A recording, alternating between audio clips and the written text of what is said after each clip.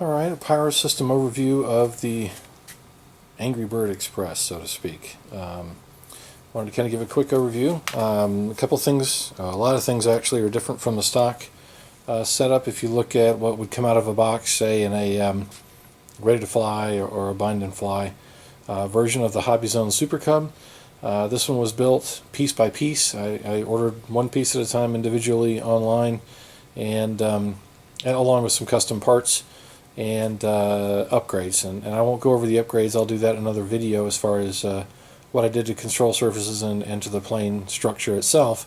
But when it comes to electronics, the first thing is I don't have a stock propeller. Nothing radically different. Same basic style and size and pitch, but it is a lot stiffer. So that should give me a little more control in the air. And it is attached to a brushless motor. So that's a Turnigy brushless motor. I believe it's 1,000. Yep. kV. So pretty powerful motor. Nothing extreme. Not going to be doing any acrobatics with this plane, but a really good power system. Certainly an upgrade from the original brushed motor.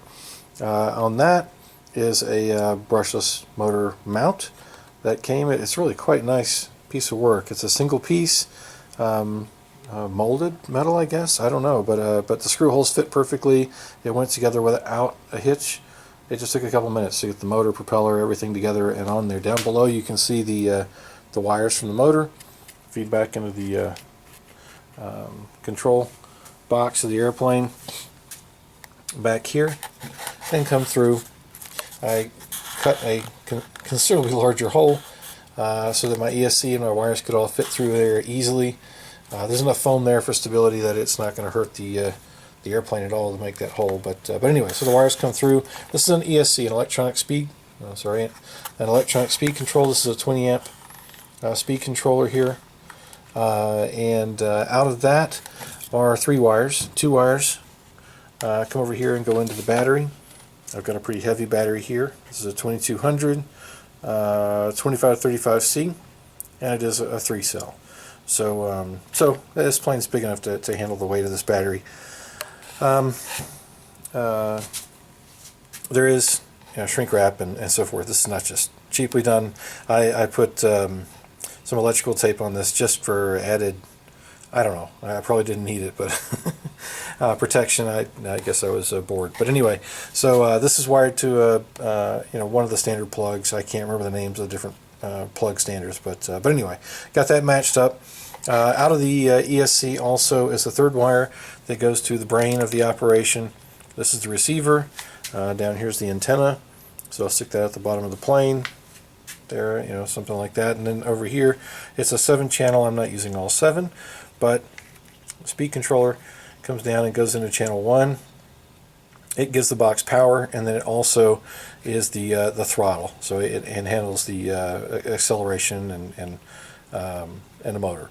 After that is ailerons, which you can see I've added ailerons to the Super Cub, and here's the wires coming out of a Y connector. Real simple setup. It goes into the receiver there as well. So I got to plug that in a little bit better, but anyway, it works. And then rudder and elevator after that, and that's my whole setup.